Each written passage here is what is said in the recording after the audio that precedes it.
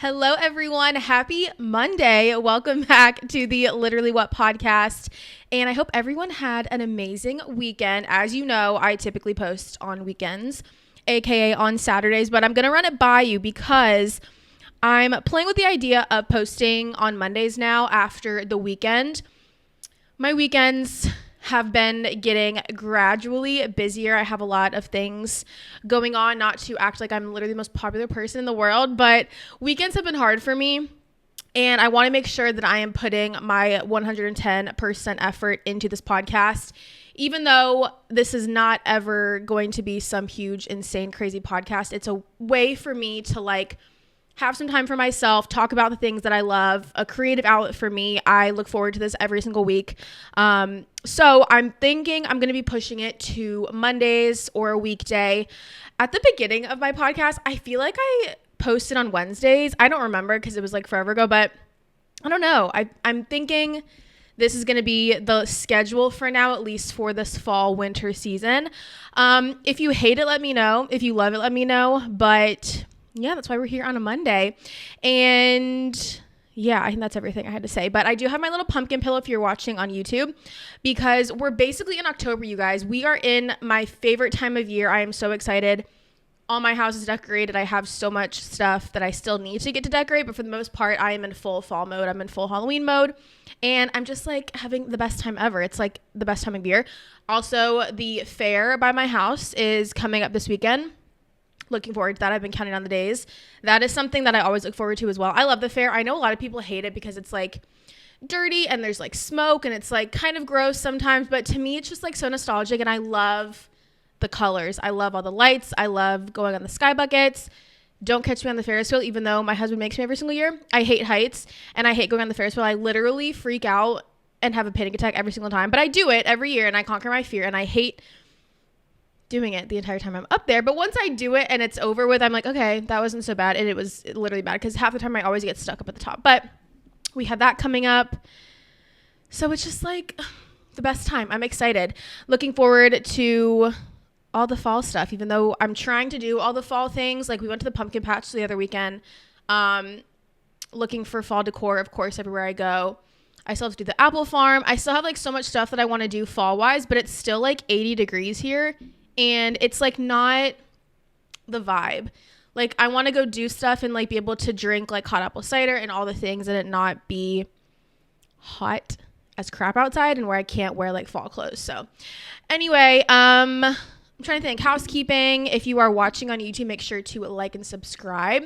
I do post on YouTube every single week, the episodes. I painted my wall pink for this, so you should definitely go give the YouTube a try if you're listening. It's posted everywhere. GoodPod, Spotify, Apple. There is a link in every single bio, every single place that you can find pretty much everywhere I am.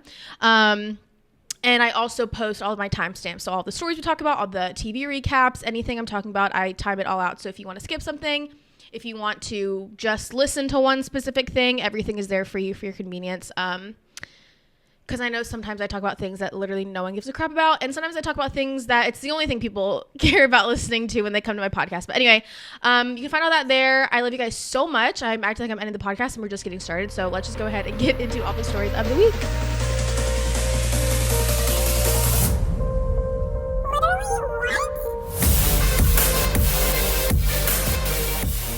Okay, you guys, we're starting out with a super exciting story because Selena Gomez and Benny Blanco are now officially married. They got married this past weekend, and it was so beautiful.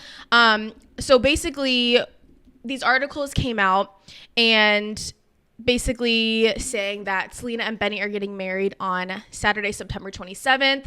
All of their guests had to fly into a specific city, but they didn't know the venue or anything until right before the wedding because they didn't want it to get leaked to the press, which I completely 100% understand that because I know how people are and how it's very likely that things get leaked. We see that happen all the time, but I am just so happy for her and happy for them. And they released so many photos of their wedding, which I didn't expect us to get so much so soon after the wedding. And I think it's also cool because I feel like a lot of times celebrities get engaged and they're engaged for literally centuries, it feels like, or half the time they end up engaged and they never actually get married, which do you, like, whatever works best for you in a relationship. But I love that they got engaged, they're married, we got pictures. Like, I'm just so happy for them. I really hope that they live happily ever after. So they tied the knot after 2 years together, and then they posted it all over Instagram, sharing different pictures and videos. And she just did a simple caption with 2 white hearts and then the date that they got married. And so many pictures. There's one of her bouquet of just white flowers, very, very simple. There's another one of her wedding bands. There's one of her sitting on the ground and Benny's lying with her on her lap. There's one where she's straightening his bow tie, giving him a kiss. Just like so typical, gorgeous wedding pictures that I love. They both wore Ralph Lauren for the occasion. She had a halter style bodice with floral details and a dramatic open back. And then Benny was in a black tuxedo and bow tie. So ahead of their wedding, and I can't remember if I talked about this on this podcast, but she did her bachelorette party in Cabo, and then Benny did his own little thing in Las Vegas. And a lot of her friends were there, spotted on a yacht, having so much fun. And I love that they are doing just like, they're doing typical wedding things. Like, I just love that for them. And so then it was all talked about who's going to be there, who is going to be showing up. And there were a lot of people who showed up to their wedding. Former Wizards of Waverly Place co-stars went. David Henry, his wife and him went as well. Paris Hilton was on the guest list as well. Someone she was related to let it slip that, Paris Hilton was on the guest list, so that's also part of like how are people like discovering things like that. I'm trying to think who else was there. Everyone from her Only Murders in the Building cast were there as well. Super exciting. And then obviously Taylor Swift did show up to the wedding, which she wasn't in the bachelorette party, but she was at the actual wedding. So I'm going to try to find the actual guest list because there were a lot of people I saw. Okay, here we go. So Taylor Swift, obviously. Ed Sheeran was there. Who else? Paul Rudd, who he's also part of Only Murders in the Building. Paris Hilton, obviously. SZA. Martin Short, Steve Martin, Phineas, Camila Cabello, Cara Delevingne. So like a lot of people were showing up, which is really cool. And then an insider said everyone was letting loose and celebrating them well into the night. The vibe was so much fun. They were glowing all night, and both Selena and Benny couldn't stop smiling. There was so much love in the room. I'm just like so happy for them. It looked like just like so dreamy and just like so her. And she did change into a second dress. But yeah, just a cute wedding, a beautiful wedding. I'm so happy for her and Benny, and I love love, and I'm glad that she got her happy ever after, that how you say it. So just excited for them, and I love that we got to see all the pictures, and I'm sure I'm going to be posting a clip on Instagram, and you'll get to see all of the pictures there if you haven't seen them already. Okay, so our next story is some really big news that I didn't expect to get this early on. Kind of crazy and not what I was expecting, but we have the headliner of the 2026 Super Bowl halftime show, and it is Bad Bunny. Okay, so Bad Bunny will be doing the Apple Music Super Bowl halftime show, and this is coming after Kendrick Lamar performing in the 2024 game. So the NFL made the announcement during a halftime game between the Dallas Cowboys Green Bay Packers on Sunday, September 28th, which is so funny because we literally had that on the TV. Didn't catch that at all, that they were announcing it. And then the sports organization was also teasing the news with a social media post where Bad Bunny is sitting on a goalpost on a beach with a colorful sunset on the background, and then it pans out and you see that it's about the upcoming halftime show performance. He then spoke about it in an X post, writing, "I've been thinking about it these days, and after discussing with my team, I think I'll do just one date in the United States," because he was apparently skipping the US during his tour. And so people, I guess, were never expecting that he'd be doing this. And then he just said that he's doing this for his people, his culture, their history. Now, I'm going to be so honest. I'm only like a tad bit upset because I would have bet a lot of money that we were getting a pop star girl performance this year, because we get rumors every year of who it's going to be, right? And we had Kendrick Lamar, obviously. It was rumored that Taylor Swift was going to do the Super Bowl, which I kind of, in a way, I had an inkling. I was like, maybe like if it were to be a year she would do it, it would be this year. So that was a rumor going around. Adele was a big rumor going around. And I also heard Miley Cyrus a lot, especially with her Hannah Montana anniversary coming up next year. So every name I personally had heard, and I think most of the rumors online and that were out there, were that it was going to be a girl and it was going to be very pop. And I was really excited because I'm a pop girl. Like, my dream would be obviously Miley Cyrus. But just like, I think Pink would do really well, even though I know she said she wouldn't do it, but just any like 2000s pop. Like when Rihanna did it, I was like dying. Katy Perry, one of my other favorite halftime shows. So I don't know. This was not what I was expecting at all. I know he's like literally, I think, the top superstar just in the world in general. So this is going to get a lot of traction and a lot of viewership. But just me selfishly, like, I'm upset because I wanted like a pop girl and someone that I actually listen to. I think it's going to be a really good performance. Nevertheless, would I have picked him? No. But I know a lot of people are going to be happy with this. So, you know, there's always next year. I guess I did get SZA technically last year when she came out with Kendrick, but yeah, I don't know. I don't think this is what anyone was expecting. I think this was so out of left field from what everyone was talking about and discussing. And yeah, I'm sure it'll be a really good performance, but I am just shocked that it's him. Like, I could have listed out 50 to 100 people and he would never. Maybe actually, if he's on charts for like everything, maybe I would have been like, okay, maybe him. Yeah, I don't know. There's always a next year, girls. There's always next year. But that is going to be our 2026 Super Bowl. And you know what? Now that I'm thinking about it, maybe I do know some of his songs. Let's see what are some of his top songs. I mean, in a perfect world, it'd be Post Malone or Chris Brown. I think he'd do really well too. Top songs. Like, I don't know any of these. Nope. Are they all in Spanish? That's going to be, everyone's literally going to hate me for that. But anyway, it's fine. Like, it's still going to be good. And I will get over it. I will get over it, you guys. And there is always, always, always next year. All right, let's get into our next story, which is about Stagecoach 2026. The lineup, you guys. Now, when I saw the lineup for Sunday night, I, no joke, was sitting down and I was like, you know what? Hypothetically, if I were to somehow find a flight, find a hotel, get one ticket to Sunday night, like, could I make this happen? And I'll tell you the lineup and then you'll understand why. But our Stagecoach 2026 lineup. Now, Stagecoach, if you don't know, this happens a week after Coachella. So Coachella is more like pop, I guess, like more EDM. I don't know. I've never been. And then Stagecoach is your more country. And so that happens the weekend after Coachella in the same exact spot, in the same exact field. So it's a big weekend, obviously. And they announced the lineup. So there is Lainey Wilson, Cody Johnson, who are headlining Friday and Saturday. And then the Sunday night headliner is Post Malone. You guys, I think about Post Malone every day. Like, when I saw it, I was like, maybe there's a way that I can make it happen and I can get to LA to see Post Malone headline.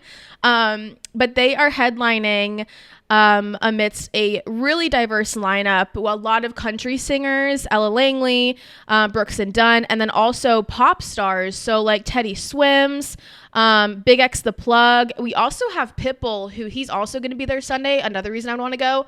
And a lot of people were kind of upset because they were like, I feel like some of these people aren't really like country. This isn't really giving Stagecoach. And I think that Stagecoach is probably just trying to be more diverse in the type of music to just try and get like music that everyone's going to enjoy. And I think they did it in a way where like the more not so country are going to be on a different day than, you know, Friday and Saturday from what I could see. But yeah, so apparently this is a really rare instance because this is one of the first Stagecoaches, or if not the first, that has no repeats as far as headliners. So like Lainey Wilson, Post Malone, or Cody Johnson have been a headliner in any prior year, but they have appeared in lower slots. So again, like if you've seen the lineup for like Coachella or Stagecoach, you have like the huge big bold letters of who's going to be headlining, and then it kind of goes into medium, and then it goes into like really, really tiny based on, I guess, just like popularity. So yeah, I am super excited for this. I'm not going to go because let me tell you guys. So I did find a hotel that was like 1.6 miles from the field. It was like, I think if I were there for a night, it was like 200 something. And I was like, not bad, because if you look at Airbnbs for just like Coachella or Stagecoach in general, it's like thousands of dollars. And then I looked at flights. Okay. Insane. And that's when I was like, yeah, never mind. And then another factor is if you go on the actual website to buy your ticket to Stagecoach, you have to buy all 3 days worth, which is like more than $500. And there is a way where you can go on like other resale sites, somehow meet people, like go on Reddit or whatever and try and get just like a 1-day pass, and people just like trade you. And I didn't want to deal with that because my luck, I would literally fly out to LA and then it wouldn't even work out for me. But you know what? I'm going to be living through everyone who's with Post Malone on Sunday, April 26th. Like, I'm so jealous of you guys. He's just like, he is the best performer. Like I can't, like, I'm just so jealous. But also, yeah, Diplo and Pitbull are going to be there, and Ludacris, Sunday night. And I would just like die. I would die to be there, you guys. Friday, Cody Johnson, and then Bailey Zimmerman, Red Clay Strays, Ella Langley, Chase Rice.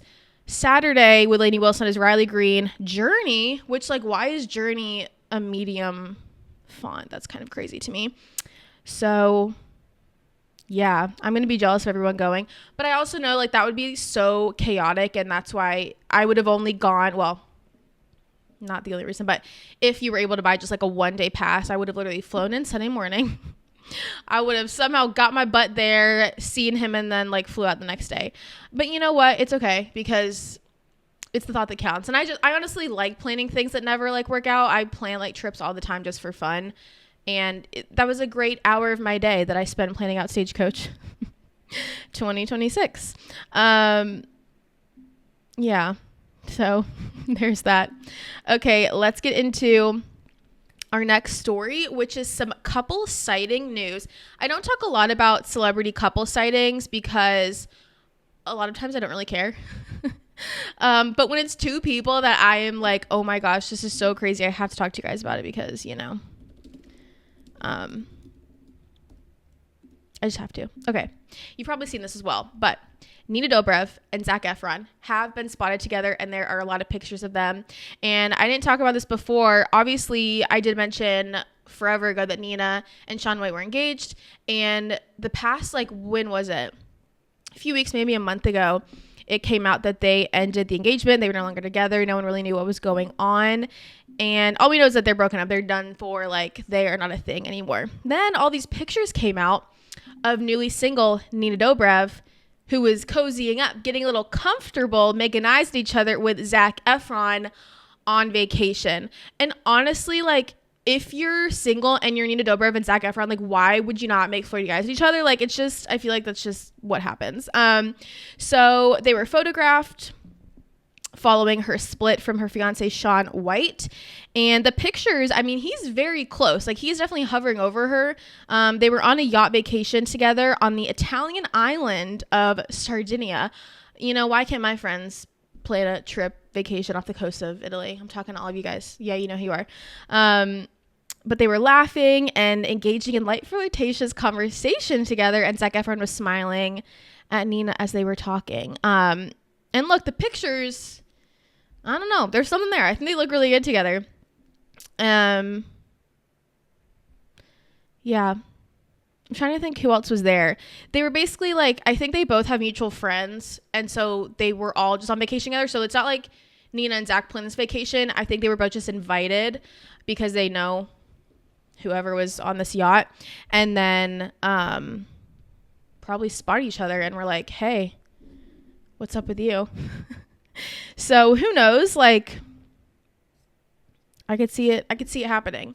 I would love it. And obviously, like, Dancing with the Stars, like, Dylan Efron, is kind of like the star of the show. So I love that now, Zac Efron is kind of like getting in some headlines. Kind of crazy. All right. So for the rest of our episode, we're going to be doing our Dancing with the Stars recap. But really quickly, I just want to touch on 2 shows I have been watching, and that, did I just delete like everything? Hello? What is happening? So we have Dancing with the Stars, and then the other 2 shows that I have been watching that I just want to briefly touch on,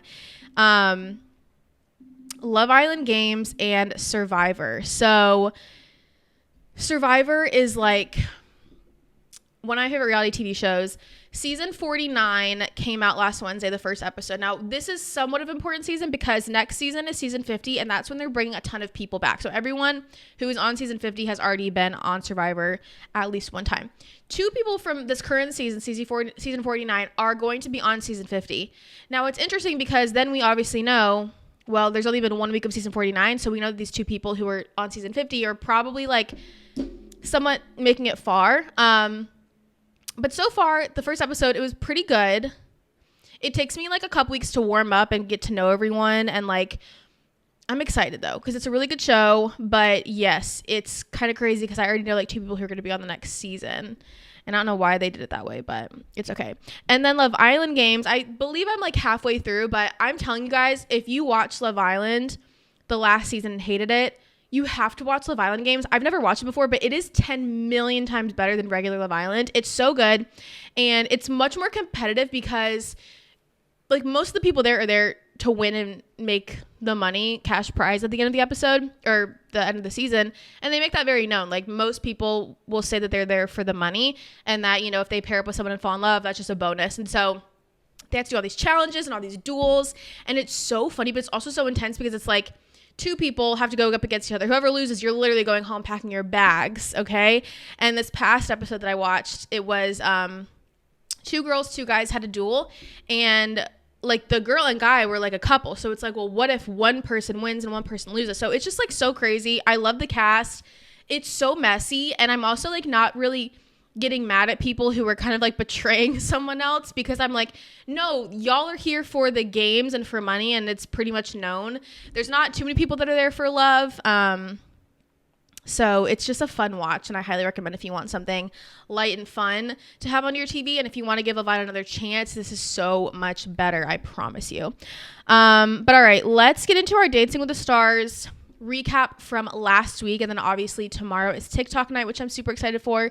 I'm gonna take a sip of this before I talk your ear off about Dancing with the Stars. But yeah, I took so many good notes. It's literally so funny. Like I'll be sitting upstairs in our loft and we have it on the TV, and then I'm here just like taking super crazy notes like I'm a judge or something, and I'm like, I have to make sure, because with me, like if I don't write something down, I will not remember it, and like it's gonna go in one ear out the other. My brain is just a mess. Okay, Dancing with the Stars recap. And I did this time, if you were here last week, I forgot to write down what the judges scored them. And this time I did write down what the judges scored them. So all good there. But this was one hit wonder night. Starting off with Alex and Val's jive, they began the night and they got all 3 sevens from the judges. All right, here is my notes for them.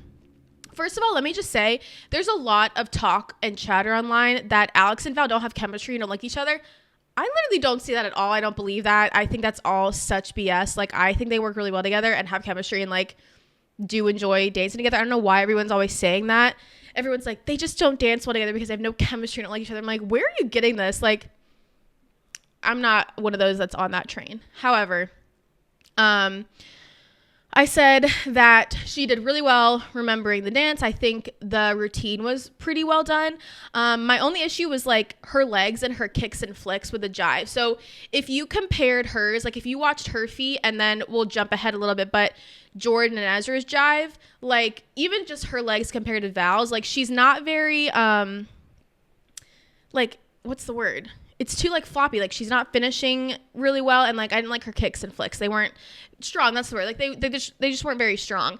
And I also feel like she is very unsure when she's dancing. I feel like she is one of the only contestants where you can kind of see like she's thinking about the steps and like relying on Val a lot and not like just dancing and having fun, which I see on a lot of other people's faces. Like with her, when I'm watching her, I'm like, oh yeah, like you're remembering a dance and a routine, and I can tell that that's what you're doing. You know what I mean? I think that she dances really, really well. I just think that she needs to get a lot more confident. And I think that she can if she continues on in this way. Again, like she's still like top of the pack, middle of the pack. Like she's not bad at all. I just can tell that she's thinking about the steps and the dances a lot. And I know that she can do better. And it just, the kicks and flicks were not as strong for me. Okay. And I'm not a dancer, but that's just my opinion. But they did get all 7s. And I do agree with that. I think it was a solid dance. But she can do way better. All right, then let's go into Danielle and Pasha's cha-cha. She got 1 7 and 2 6s. First of all, have you guys seen her freaking thigh? Oh my gosh, it's like her whole leg is just like a big bruise. It looks so painful. I don't know how she danced like that. So for that, I wanted to give her super high scores because that is so crazy. But I love her. And like what I was saying about Alex, like when she's dancing, Danielle, I just know she's loving it. I love her smile. She's just having so much fun out there. And I did note though, it seemed like kind of slow, or like it wasn't flowing the whole time. I feel like sometimes dances that are really, really good, all the moves are very like, they're flowing and they all kind of go together. And their dance, to me, it just kind of felt like broken up and like kind of slow, but did good. Again, like her hamstring, like I don't even know how she danced on it. So like good for her and crazy. But I do love her. She's one of my favorites. I love just her energy. So anyway, all right. Andy and Emma's tango, they got a 6 and 2 5s. Let me just say, this was so much better than last week. And it wasn't painful for me to watch. I feel like a lot of times when the lower dancers are going out on stage, it's very painful to watch and just kind of like, oh, this is not good. But his performance factor was so good. There were a lot of steps. I think that he did so much better than last week, and like there was much more going on. And he was hitting the steps. Like I feel like the steps that he got and was given by Emma, he was like hitting all of them, doing all of them, and like remembered them all. I thought he did them really, really well. Was it amazing? No, but like it was actually like fun and enjoyable to watch. So I was impressed, and yeah, wasn't painful to watch. So A+ on that. I honestly would have given it a 6 personally. And again, like I also see online newer fans of the show are like, well, how did this person get 1 more point than this person and they're way better? And the judges, you have to take into account, like everyone's on different levels and they're judging them based on this singular person, not against everyone else, if that makes sense. And I feel like people don't get that. But anyway, all right. Next, Lauren and Brandon's Foxtrot. She got all 3 7s. I kind of thought that was low. I would have given her an 8 because she moves and performs so well.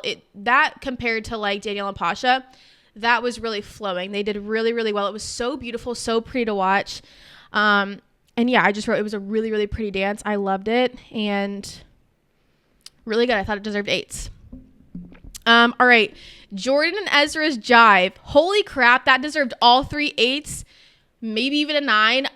Last week, obviously, like her dance sucked. And I think it was the choreography that Ezra gave them. And there was a lot of chatter online, and he took that and he was like, well, let me show you what I can actually do with choreography.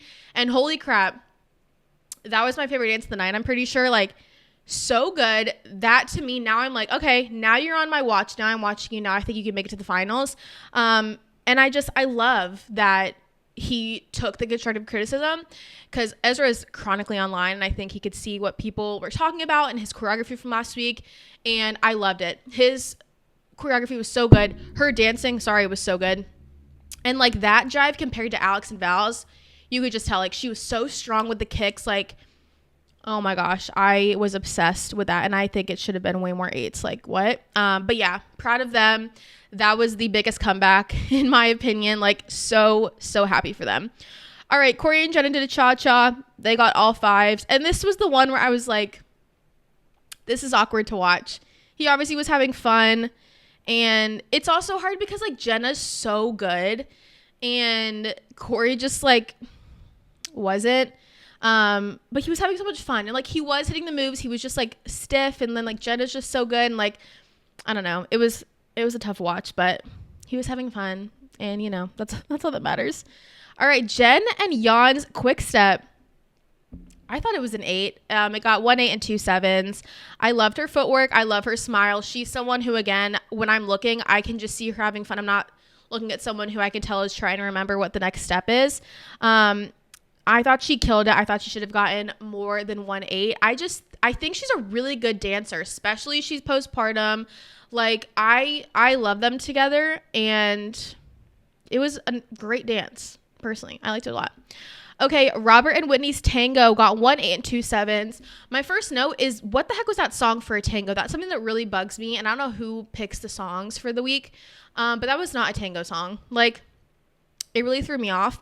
And I didn't like this dance as much as last week, and that's just me being honest. Obviously, he still did amazing, but I did not like it as much as last week. I felt like at some parts he was like ahead of the music and the steps, but it was still like a really good dance. Like, again, he's still the top of the leaderboard. Like, he's still an amazing dancer. I'm just being picky and just being like, I didn't think it was as good as last week, but it was still a really good dance. So anyway, I think that should have been all 7s maybe. Because again, like, I'm not comparing it to the dancers. I'm comparing it to like them in general. And I don't think it was as good as last week. Don't hate me, guys. Okay, Elaine and Alan's jive. She got 3 7s. You guys, let me just say, I think that was the hardest routine of the night. Holy crap, holy content. I think Alan added so much content and choreography to that, and she killed it. Like, she hit every single step. And I was like, that is, I think, the hardest dance of the night. And oh my gosh, I was so impressed. I think her footwork, because it was so much going on, was like slightly off at times, but like, that was an insane choreography, and it seemed just like a harder dance routine than everyone else's personally. Was super fun to watch. I think she killed it, and the fact that she can do that well with that much content, it's week 2. I love her, and I want her to go really far. I loved it. Okay, Baron and Britt did a samba. He got all 6s. Listen, he can move. Like, he had swagger. It was like a little rough in the middle, but I think it had good content, and it was fun to watch. It wasn't like super painful to watch, and I just love Britt. And I'm sad, but anyway. Okay, Whitney and Mark's cha-cha. 2 7s and an 8. What the heck are you talking about? I think that deserved all 8s, maybe even a 9. First of all, they're just like so hot together. Like, the two of them in those outfits doing the cha-cha, I was like, what the heck? She did so good. Besides Jordan and Ezra's, that was my favorite dance of the night. She can move. Like, this was so her dance. Like, she is just so good. I wish she got 9s. Like, and I just love Mark, and I just love her, and they just do so well, and like, she did amazing. No notes. All right, Hilaria and Gleb got 3 7s. I was kind of shocked at the score because I think that was a really, really, really good dance, and I really liked it. And I thought it deserved higher than the 7, personally. Again, like, she's had ballroom experience. I think she just does really well. Like, I don't know. I don't think they're going to go really far. I don't know if they're going to have the votes, but like, she can dance, and she's so good, you guys. All right, Dylan and Daniela did a samba as well. They got a 2 7s and a 6. His hips, holy crap, he can move his hips. Oh my gosh. And listen, do I think he's the best dancer? No, but like, he is so good. Like, he is a dancer. He can move. He does really good with the steps, and I think it was way better than last week, and I think he has room to improve. His like lower body, like, he can move, but then it's like up top, it's kind of like, I don't know what's going on, but I'm biased because like, Danielle is my like favorite pro, and so I just want them to go really far. But I think he did really, really well, and like, he can move. Okay, he can move better than a lot of people. Just saying. All right, and then last but not least, we have Scott and Riley. They did a cha-cha. They got 3 6s. Listen, he's just stiff. Like, at the end of the day, like that. I mean, he's really stiff, and had no hip movement. It's like, you go to Dylan, who's like looking like that, and then Scott was just like. He was just like not even moving. I was like, what are you doing? Like, this is, oh my gosh. He had good arms, but like, just very stiff. I don't know. And I know people love Riley, and she's like one of the most popular pros, but I just don't see him going that far. Cause like, I don't think his dancing is that good personally. Oh my gosh, don't hate me. And then also, I just have another random note, because obviously I follow Dance with the Stars on Instagram, and a lot of times we'll get POVs of people in the audience recording the dance. And the dance looks completely different when you're just watching them, like, doing the full dance without the camera doing weird things and zooming in and zooming out and like moving. And so I wonder if there's a way where we can see the dances like without the camera, and how like the judges are seeing, you know what I mean? That's just a little note I had. But overall, like, oh, and then eliminations. You guys, Corey and Jenna went home. No surprise there. And Baron and Britt. Now listen, I don't think they should have gone home first week. I think it should have been Andy and Emma, but Andy and Emma have a crazy fan base, and of course everyone loves him. I am sad for Britt though. If they didn't go home the first week, I knew that they would have gone home the second or third week. So I wasn't completely shocked, because I was like, if Corey and Jenna, Andy and Emma, Britt, Baron, or Hilaria and Gleb don't go home, then I would have been shocked. But those are my bottom 4, just like votes wise, and everyone else is going to be really hard because I think everyone else is so good. But yeah, and then tomorrow we have TikTok night, which, you know, that's going to be, some people are going to do really well with it and some people are not going to do as well, and we'll see what happens with that and what the dances are. But yeah, that's this week's episode. I hope you guys enjoyed. I hope you have a great rest of your week, and next time I talk to you guys, we're going to be in October, which is so crazy. I can't believe it. But again, thank you guys again, like, for tuning in. If it's every week, if it's maybe when you remember me every 3 months. But I just love you guys so much, and thank you for all the support every single week. And yeah, I will see you guys next week for the episode of Literally What. Bye guys.